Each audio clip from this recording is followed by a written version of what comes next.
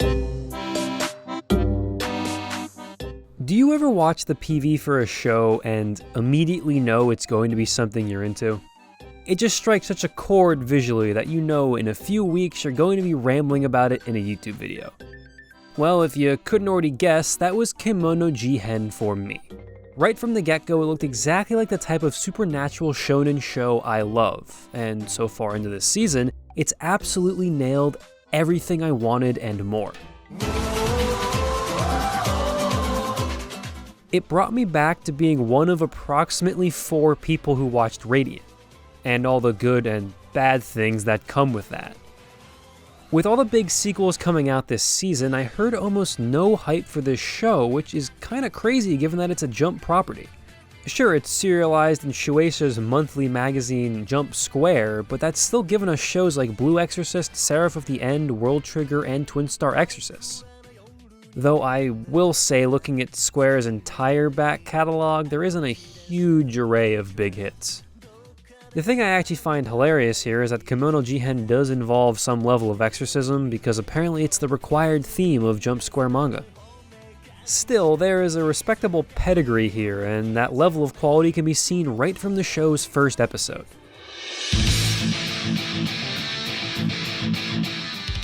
Before I talk any more about the show, I urge you to go and watch the first episode completely blind. It was probably the best pilot we had all season from the ones I watched, and while I'm not going to completely spoil it, it's all the stronger knowing very little about it. Now then. The episode opens with our introduction to a small rural Japanese town where nothing seems too out of place except for the fact that there's a young boy who only works the fields and isn't allowed to go to school. And boy, is that not a shonen protagonist if I've ever seen one.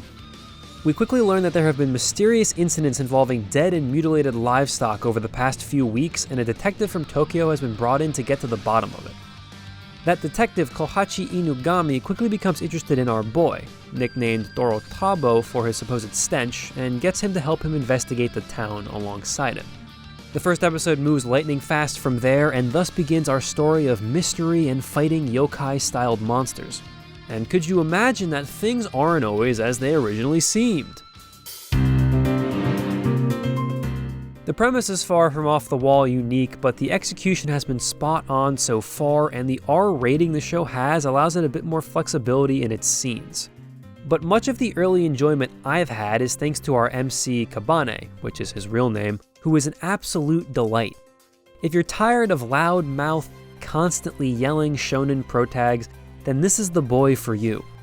His dry, emotionless delivery has already allowed the show to nail multiple great jokes and one absolutely outstanding scene. I assume he will evolve as the show continues, but Kabane is easily the most unique thing the show has going on right now. Inugami is voiced by Junichi Suwabe, and he is my dad. All I'm saying is Suwabe is in all the good shonen. Seriously though, watch this show if for no other reason than to see Suwabe and Kanahana riffing at each other. The show also has Natsuki Hane, who you may know, in a main role as Not Bakugo. Design aside, Shiki is great and the main cast play off each other so well.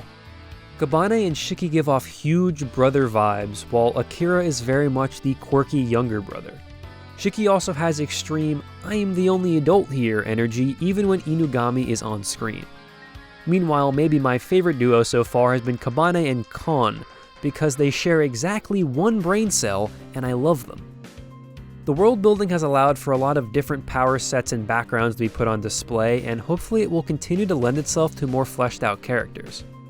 If nothing else, it's very cool to see everything grounded in Japanese tradition and occult stories. The show's also genuinely funny in all the right ways.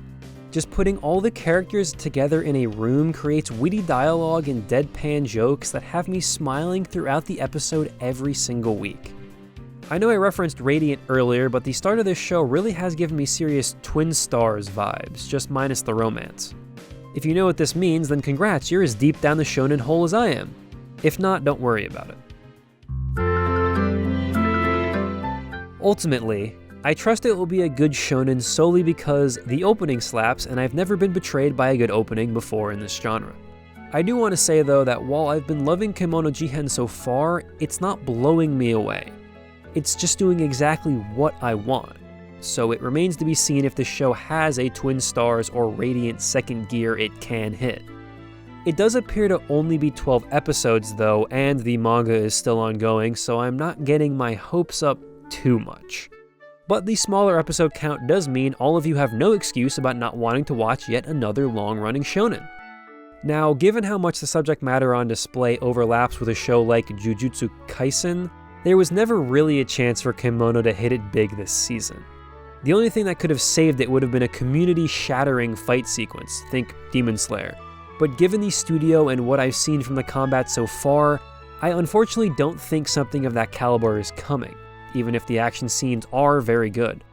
So there's no way this breaks through and becomes a must-watch shonen, at least not during this season. But it's setting up all the cards right, and if nothing else, is an entertaining watch every single week. If you like shonen or the supernatural, you owe it to yourself to at least check out Kemono Jihen. There's no telling where we'll end up, and that's part of what makes seasonal shows so daunting yet exciting. I won't blame you if you want to wait to see if Kemono hits its stride before committing, but I for one enjoy being right in the thick of it. This show could fade away, or it could blossom, and part of the fun is following that journey along with everyone else. Then hopefully if everything clicks, you'll be right here to join me on yet another Radiant-style shonen cult classic. No promises, but it sure is glorious if you're there when it happens.